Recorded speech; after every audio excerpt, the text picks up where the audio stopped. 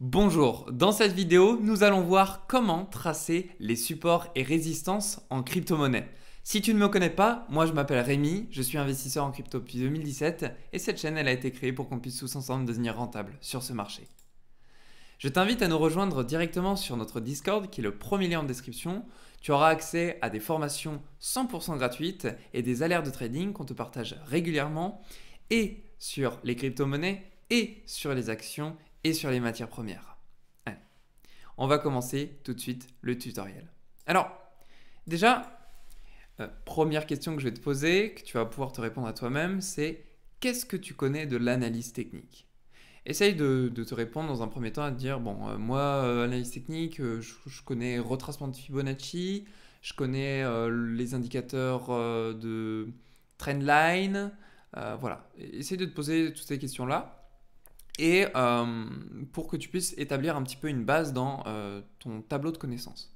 Maintenant que c'est fait, on va pouvoir voir ensemble des choses que tu connais peut-être déjà. Ce sont les supports et résistances. Et on va décortiquer quelques points, quelques exceptions aussi des supports et résistances. Ou bien ça te fera un rappel, cette vidéo, ou bien ça te permettra de découvrir des choses auxquelles tu n'avais pas pensé lorsque tu traçais tes supports et tes résistances. En fin de la vidéo, je te montrerai comment je fais pour tracer des supports et résistances, c'est-à-dire que je vais prendre un cas que je n'ai pas encore étudié et exprès pour que tu puisses justement te dire comment un trader, comment un analyste sur le marché des crypto-monnaies fait pour tracer des supports et des résistances. Ok, c'est parti. Alors déjà, on va commencer par la base, la résistance. La résistance, tout comme son support d'ailleurs, c'est tout simplement des points de contact qui se succèdent. Donc, pour valider un support ou une résistance, il faut toujours 3 points de contact. D'accord? Quand on a 2 points de contact, c'est le début de la création d'une résistance ou d'un support. Et le 3e point de contact, c'est la validation qui donc peut faire qu'on appelle ça une résistance ou un support. Donc, dans notre cas ici, on a une résistance. Pourquoi une résistance? Parce qu'on a un point de contact, 2 points de contact, 3 points de contact. Cette résistance, comme tu peux le voir à l'écran, elle est horizontale. Ok. Tu as un autre cas de figure qu'on va voir juste maintenant, c'est cette résistance-là. La résistance peut aussi être oblique. Elle peut être oblique dans le sens, c'est-à-dire en partant de la gauche vers la droite, baissière, mais aussi haussière.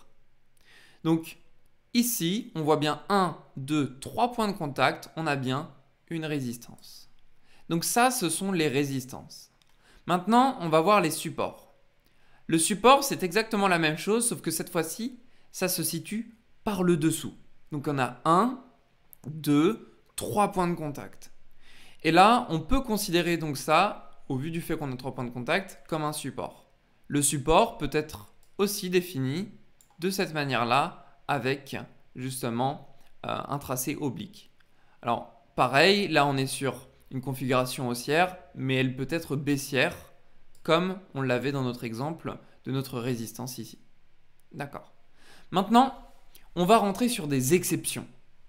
J'aimerais vous faire part de quelque chose dont vous êtes peut-être déjà rendu compte, mais je voudrais vous le partager.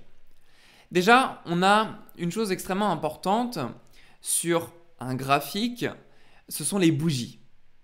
Eh bien, souvent, on se pose la question, en tout cas, moi, c'était ce que je me posais à l'époque, c'est de savoir, finalement, les trendlines, on les trace sur les clôtures de bougies, sur les mèches des bougies ou sur les deux en même temps? Je vais vous répondre à cette question juste après. Avant ça, je vais vous montrer un cas de figure qui est le suivant. Nous avons ici un support qui a été utilisé 3 fois et voici la cassure de notre support. Donc on a eu ici une touche, 2 touches, 3 touches et à la 4e touche, on a cassé le support puis on l'a réintégré. Alors là, pourquoi je vous parle de ce cas de figure? Parce qu'il est important, parce que peut-être que certains se disent est-ce que après avoir cassé un support, eh bien, on peut encore le réutiliser après? La réponse est Oui, 100% oui. On peut réutiliser un support après l'avoir cassé. C'est pareil pour les résistances. Pourquoi? Parce qu'en fait, une résistance ou un support, au-delà de supporter le prix donc par le dessous ou de le résister par le dessus, en fait, les zones de résistance et de support constituent en réalité une zone de prix. Une zone sur laquelle on a de la réaction lorsqu'on intervient sur cette zone-là. Je vais vous donner un exemple concret.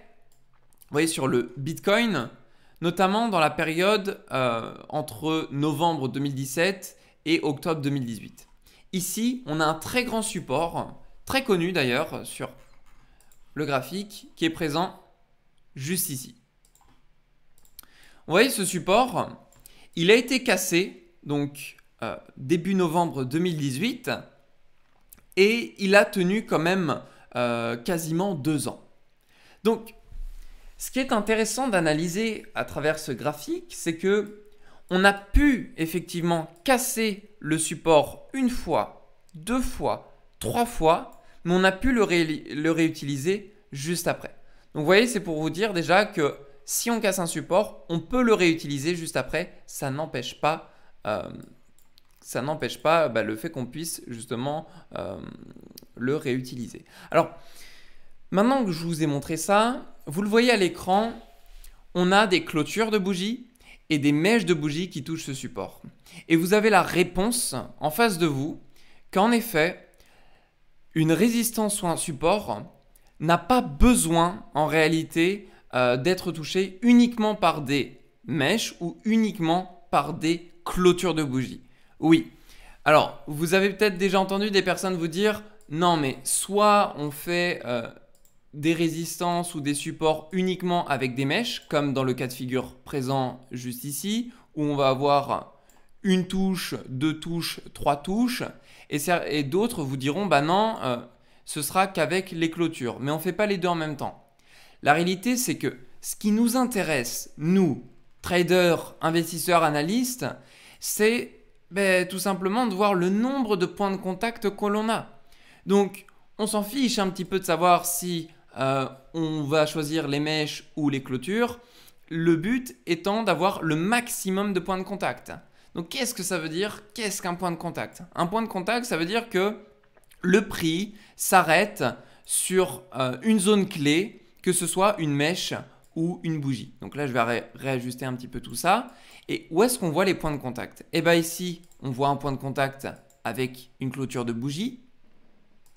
Ici, on voit un point de contact avec une mèche. Juste là, on voit un point de contact avec une clôture de bougie. Là encore, pareil. Ici, avec une mèche. Et là, encore une fois, avec une mèche. Et là, on a un support extrêmement pertinent. À ce moment-là, ce qu'on peut même faire, c'est réduire notre échelle de temps pour regarder qu'est-ce qui s'est passé sur le court terme. Et on peut voir qu'en effet, sur le très court terme, on a pile rebondi sur les niveaux clés qu'on a indiqués. Même au niveau de la clôture qui a été effectuée. Vous voyez, juste ici, on avait 2 clôtures. Eh bien, on peut voir que ce niveau-là a été utilisé aussi bien en tant que résistance juste après. Donc voilà ce que vous devez savoir absolument sur les résistances et les supports, c'est qu'on n'a pas besoin d'utiliser uniquement que les mèches ou uniquement que les clôtures. On peut utiliser les deux, le but étant d'avoir un maximum de points de contact. Ok? Donc maintenant, c'est parti. Je vais tracer à l'écran des supports et des résistances sur un graphique que je n'ai pas étudié. Donc on va prendre n'importe quoi. Disons, allez, le Axie Infinity. D'accord? Donc j'ai supprimé tous les dessins et je vais prendre une zone au pif. Donc disons ici. D'accord? C'est vraiment une zone, hein, je sais pas, hein, j'ai pas étudié, mais on va le faire ensemble pour que vous puissiez voir un petit peu comment moi je procède. Donc là, je veux dessiner une résistance. Donc là, pour dessiner ma résistance, déjà moi ce que je vois dans ma tête, ce qui se passe, c'est savoir est-ce qu'on a une résistance horizontale. Toujours, je commence toujours par là. Est-ce qu'on a une résistance horizontale? Donc là, je voyais de visu qu'on était à peu près sur le même niveau. Donc là, je me suis mis sur cette première mèche tout à gauche et je l'ai reporté sur la droite. Et effectivement, c'est une résistance. Donc on a un point de contact ici, un deuxième point de contact juste là et un autre point de contact qui constitue son troisième point de contact en tant que clôture de bougie et quatrième point de contact sur une mèche juste ici. Et on peut voir la pertinence de cette résistance qui a été très rapidement d'ailleurs cassée par le haut qui nous a valu un plus 70%. Si je veux tracer un support, là de visu je vois qu'il n'y a pas énormément de rebond sur un support horizontal. Donc là je vois par contre en revanche qu'on a une sorte d'égalité. Vous voyez sur ces 4 points là, 1, 2, 3, 4. Et ce que je vais faire, c'est que je vais tenter de les relier. Ok. Donc là, ce que je vois, c'est que en reliant mes points de contact, en fin de compte, lui n'était pas bon, c'était plutôt celui-ci. Et là, on a 1, 2, 3, 4 points de contact. Et celui-ci, c'était ce qu'on appelle un fake out, c'est-à-dire que on a fait une fausse sortie, pour traduire en français littéral. Et donc, parti de là, qu'est-ce qu'on peut remarquer ici? On a un support, une résistance, ce qui nous dessine finalement une figure qui s'appelle le triangle asymétrique. Alors, ça, je ne vais pas rentrer dans les détails dans cette vidéo, mais c'est pour vous dire que en ayant la base, en sachant comment tracer des résistances et sachant comment tracer des supports, vous pourrez dessiner des figures qui vous permettront d'établir certaines prédictions sur le marché des crypto-monnaies. Voilà pour cette vidéo sur comment tracer des supports et résistances. J'espère très sincèrement que cette vidéo vous a servi. Là où je voulais vraiment accentuer le point, c'est notamment sur le fait qu'il faut être orienté plutôt sur les points de contact et pas de se dire « Non, c'est la guéguerre, moi je préfère les mèches. Non, ce formateur il a dit que c'était les bougies. » Mettez un maximum de points de contact et c'est là où vous verrez dans le temps qu'il y aura le plus de pertinence sur vos supports et résistances. Merci d'avoir regardé la vidéo et je vous invite à nous rejoindre dans le Discord où vous aurez des formations vidéo gratuites pour vous. Très belle journée, prenez soin de vous et de vos proches, on se retrouve dans une prochaine vidéo.